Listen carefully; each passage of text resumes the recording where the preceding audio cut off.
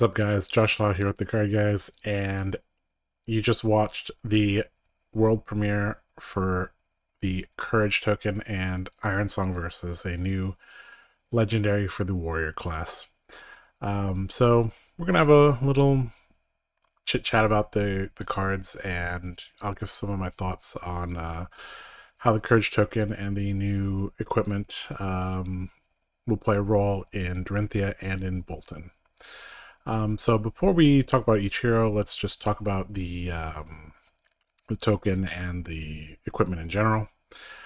So the Courage token applies both to attack actions as well as weapon attacks. So this is something that I was kind of wondering, like, how are they going to tie the warriors together? And the Courage token seems to do that very, very nicely because it plays well with Bolton's ability, and it also puts Dawnblade at an awkward breakpoint as well. So the Courage token is very, very, very powerful for both heroes. The fact that Ironsong versus his temper as well may matter, but it is unlikely to matter in 90% of games, I would say. Obviously, the comparison here is to the Battle Worn from Braveforge Bracers. The thing is, the temper on this is not as significant as temper on Courage of Bladehold or other equipment, mainly because losing this ability does not impact our ability to have a large turn like Courage of Bladehold would. This just impacts some of our flexibility later in the game. But generally, you wouldn't. The purpose of Ironsong versus is basically to create better mid-range play. So I don't really see the temper being a huge issue in general. Of note, Ironsong versus has to target a sword.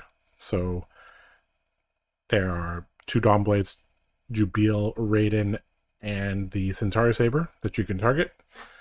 You cannot target the Quicksilver Dagger. Obviously, you cannot target any of the axes that Warrior has access to. Slight downside, if it just said target weapon, would be a little bit stronger, but that's just how it is, I guess. Let's talk about Dorinthia. So 1 and 2 card hands become significantly better with Dorinthia.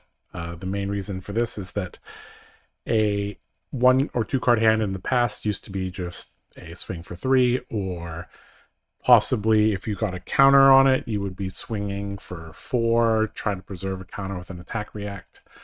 But now the 1 card hands become significantly better. The only downside is that it's a little bit harder to pitch stack reds back into your deck for longer matchups because you basically will have to pitch at least a yellow. But seeing the design direction of Dorinthia, I don't think that's a huge issue.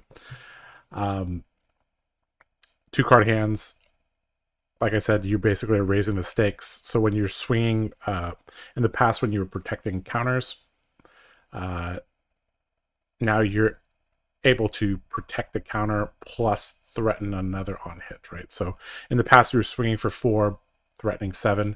Now you're swinging for 4, threatening 7, and a Courage token, which is significantly stronger. So as soon as you get a single counter on Dawnblade, that just makes Ironsong versus much, much better. In general, we're actually way more likely to get reprise in general because threatening a on hit with every single weapon swing is going to encourage people to block a little bit more. And, the more that people block in general, the better it is for Dorinthia. Because, first of all, obviously it turns on all the reprise, but it also gives them the opportunity to block incorrectly as well. Which is where we get some of our value from as story players, right? Finally, I think that there's going to be some very flexible usage on this card. You can use it on the first swing. You can use it on the second swing. You can fake that you have something when you don't. And this just allows you to create some more mind games with your opponent. I would say in general, you're probably going to use it on the second swing. But if you use it on the first swing, you might be able to telegraph to your opponent, like, hey, I don't need this resource, which, you know, good players will pick up on that, and then maybe they'll block in a particular way. It just gives you, having something on board like this gives you a lot of flexibility in how you approach things. All right, let's talk about Boltyn. So even though Dorinthia is in the picture for IRONSONG Versus, I think that this card is actually extremely strong for Boltyn as well. This gives Raiden a very difficult to defend relevant on-hit effect, which is something that Raiden basically lacked in the past. Without Lumina Ascension, Raiden was basically a 3 damage attack that basically no one was ever blocking, because except for very, very, very, very defensive decks. Mainly because if Raiden is attacking for 3, that means his hero ability is on, which means it's very, very difficult to defend it with attack actions, which most heroes are playing, right? So now that Raiden has an on-hit effect, and Raiden will be coming in against most heroes for 4, effectively, that this just chews up a bunch of armor or creates really, really difficult to defend situations. The Courage token is actually really, really, really nice for Boltyn, mainly because it creates a situation where no matter what 4-card hand you draw, most of them become playable with a Courage token. So in the past, you used to basically have to wait for V or take flight, or you'd have to burn your Snapdragons. And even then, you were only getting middling value from Raiden. You were basically turning 2 cards into 6 damage, which wasn't amazing, right? But now that you're able to, you know, create some turn cycles that are favorable for Boltyn with the Courage token, especially on defense. If the Bannerets, and if we see other ways to create Courage tokens on defense, we might be able to see a very, very efficient use of his soul as well. So he'll be able to attack for 2 cards, banish a card from soul, then come in with Raiden. And since warrior cards block for 3, this is a very decent way to consistently get 13-14 value from Boltyn's 4-card hands, which is quite decent. In addition, this is significantly better than Braveforge Bracers for Boltyn, because Braveforge Bracers stipulates that you have to hit, and you are never swinging Raiden twice unless it's Lumina Ascension. And most people would be blocking the Lumina Ascension anyway, so you were never going to get the Braveforge Bracers activation.